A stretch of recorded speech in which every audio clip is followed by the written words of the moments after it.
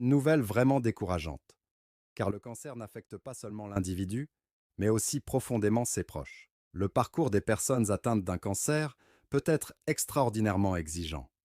Voyons maintenant quelles sont les causes profondes de cette maladie. L'alimentation peut-elle réellement jouer un rôle dans le développement du cancer? La réponse est un oui catégorique. Certains aliments ont été associés à un risque élevé de cancer, tandis que la génétique et le mode de vie jouent un rôle dans le cancer. Nos choix alimentaires peuvent également contribuer à cette maladie. Certains aliments contiennent des substances chimiques ou des composés nocifs associés au cancer, tandis que d'autres peuvent favoriser l'inflammation ou contribuer au cancer par divers mécanismes. Il est essentiel de rester informé sur ces aliments cancérigènes et de prendre des décisions alimentaires prudentes pour réduire le risque de succomber à cette maladie dévastatrice. N'oubliez pas que le cancer peut toucher même les personnes les plus saines. Toutefois, cela ne signifie pas que nous devrions négliger nos choix de vie et consommer tout ce qui nous plaît. Le maintien d'une alimentation saine et riche en nutriments n'améliore pas seulement le bien-être général, mais réduit également la probabilité de développer certaines maladies, dont le cancer. Examinons maintenant quelques aliments reconnus comme des agents cancérigènes et les raisons pour lesquelles il est conseillé de les exclure de votre alimentation. Les aliments fumés.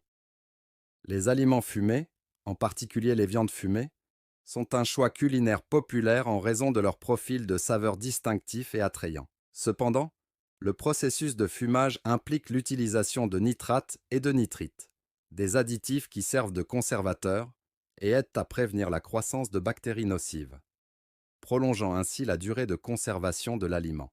Bien que cela puisse sembler bénéfique pour la sécurité alimentaire, il y a un inconvénient. Lorsque les viandes fumées sont exposées à des températures élevées pendant la cuisson ou le fumage, ces nitrates et nitrites peuvent subir une transformation chimique. Ils se transforment en composés connus sous le nom de composés nitrosés, notamment les nitrosamines et les nitrosamides. Ces composés nitrosés se sont avérés cancérigènes, c'est-à-dire qu'ils ont le potentiel de provoquer le cancer. La recherche a établi un lien entre la consommation d'aliments contenant des composés nitrosés et un risque accru de plusieurs types de cancers, en particulier les cancers gastro-intestinaux, tels que le cancer de l'estomac et le cancer colorectal. Poisson d'élevage. Le poisson d'élevage, bien que largement disponible et pratique, présente certains inconvénients par rapport à ses homologues sauvages. L'une des préoccupations majeures concerne la présence de contaminants et de produits chimiques dans l'alimentation et l'environnement de ces poissons, qui peuvent présenter des risques pour la santé. Ces poissons sont souvent nourris avec un régime non naturel composé d'une forte proportion de maïs ou d'aliments à base de céréales, ce qui s'écarte considérablement du régime naturel des poissons sauvages. Cette disparité alimentaire peut entraîner des différences dans la composition nutritionnelle des poissons, ce qui peut affecter des nutriments essentiels tels que les acides gras oméga 3. En aquaculture, divers produits chimiques sont utilisés pour maintenir la santé des poissons dans l'exploitation. Les pesticides sont notamment utilisés pour lutter contre les infestations de poux de mer dans les élevages surpeuplés. Si ces pesticides jouent un rôle essentiel dans la prévention des parasites, leur présence dans l'environnement des poissons soulève des inquiétudes quant à la présence de résidus chimiques dans les poissons eux-mêmes. En outre, selon les pratiques d'élevage et la source d'eau, les poissons d'élevage peuvent être exposés à des contaminants tels que les métaux lourds, les biphényles polychlorés et d'autres polluants qui peuvent s'accumuler dans la chair du poisson au fil du temps. Aliments frits. Les aliments frits, tels que les frites, le poulet frit et les beignets, ont été associés à un risque élevé de divers types de cancers. Lorsque les aliments sont frits à haute température, ils peuvent générer des composés nocifs, notamment de l'acrylamide. Des recherches ont établi un lien entre l'acrylamide et un risque accru de plusieurs cancers, notamment le cancer de l'ovaire, du rein et du pancréas.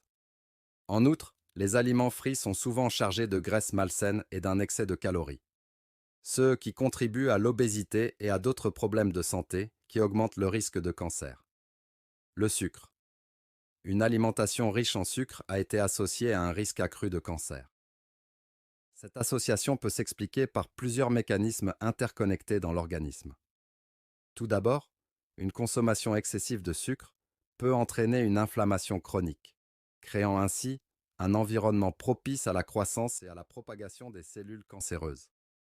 En outre, les aliments riches en sucre déclenchent la libération d'insuline pour réguler le taux de sucre dans le sang. Or, une consommation élevée et constante de sucre peut entraîner une résistance à l'insuline, ce qui incite le pancréas à produire encore plus d'insuline. Il a été démontré que des niveaux élevés d'insuline stimulent la croissance des cellules cancéreuses, car ces cellules possèdent souvent des récepteurs d'insuline.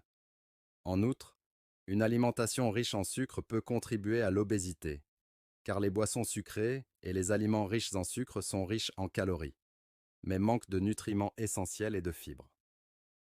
L'obésité est en soi un facteur de risque bien établi pour divers types de cancers, notamment le cancer du sein, le cancer de l'ovaire et le cancer colorectal.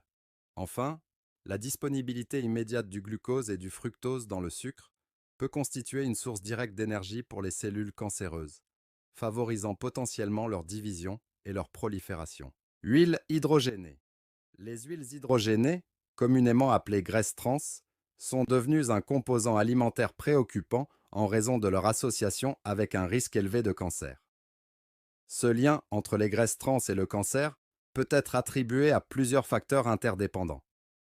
Tout d'abord, le processus d'hydrogénation, qui solidifie les huiles liquides, est largement utilisé dans la production d'aliments transformés, dont il améliore la texture et la durée de conservation. Malheureusement, ce processus entraîne également la formation d'acides gras trans, ce qui ouvre la voie à des problèmes de santé. Les graisses trans présentes dans les huiles hydrogénées favorisent l'inflammation chronique dans l'organisme. Cette inflammation persistante est un facteur connu de développement du cancer, car elle crée un milieu où les cellules saines peuvent se transformer en cellules cancéreuses. En outre, les graisses trans ont été associées à une augmentation du taux de cholestérol, le mauvais cholestérol. Un taux élevé de cholestérol est un facteur de risque reconnu pour divers cancers, notamment le cancer du sein et le cancer colorectal. Il peut induire un stress oxydatif et des dommages cellulaires, facilitant potentiellement l'initiation et la progression du cancer. Le pop-corn. Le pop-corn est un encas classique, particulièrement apprécié lors des soirées cinéma. Cependant, lorsqu'il s'agit de pop-corn pour micro-ondes, il est essentiel de reconsidérer ce choix en raison de son lien potentiel avec le cancer.